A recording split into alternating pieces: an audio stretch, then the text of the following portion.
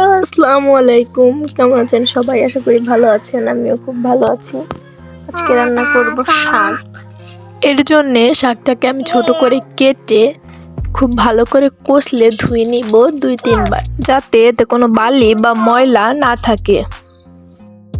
গরম কড়াইতে শাক দিয়ে তার মধ্যে দিয়ে দেব বড় একটা পেঁয়াজ, 4-5টা মরিচ,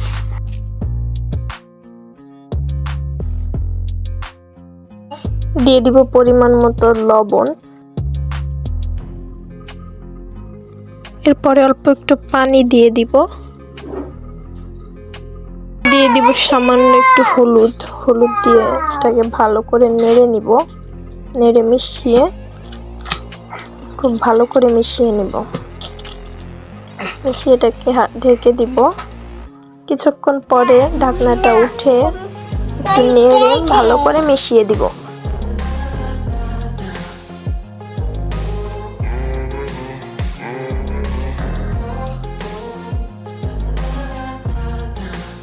আবারও কিছুক্ষণের জন্য ঢেকে দিব।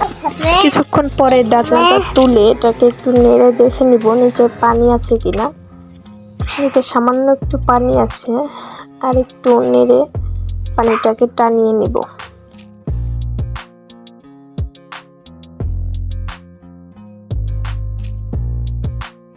এর মাঝে শাকটাও খুব ভালোভাবে সিদ্ধ হয়ে গিয়েছে।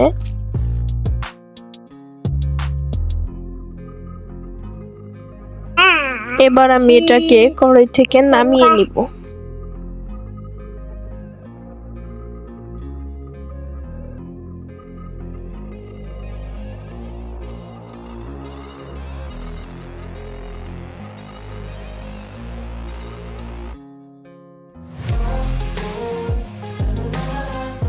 ভালো করে সবটা উঠিয়ে নেওয়া হয়ে গেলে আমি এর মধ্যে দিয়ে দেব পরিমাণ মতো তেল।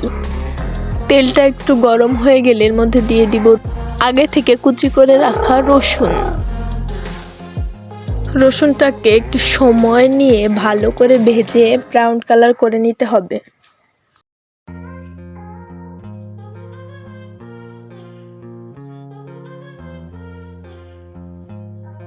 তিন 4 মিনিট ভেজে নেওয়ার পরে এটা যখন লালচে বাদামি হয়ে যাবে, তখন আর একটু সময় ভেজে এটাকে ঠিক এইরকম করে নিতে হবে। এবার এর মধ্যে দিয়ে দিব আগে থেকে সিদ্ধ করে রাখা শাকগুলো। এটাকে খুব ভালো করে নেড়ে তেল আর রসুনের সাথে মিশিয়ে নিতে হবে। এটা একটু সময় নিয়ে করতে হবে। 4-5 মিনিট এটাকে মিশিয়ে নিব আমি তেল আর রসুনের সাথে।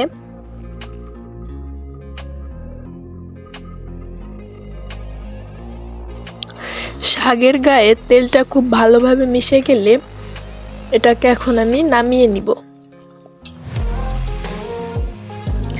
এই তো আমার শাকটা এখন রেডি। দেখুন কি লোভনীয় হয়েছে, দেখতেও যেমন সুন্দর হয়েছে, মাশাআল্লাহ খেতেও সেরকম ভালো হয়েছে। আশা করব আপনারাও এভাবে চেষ্টা করে দেখবেন। আজকে এই পর্যন্ত, সবাই ভালো থাকবেন। আল্লাহ হাফেজ।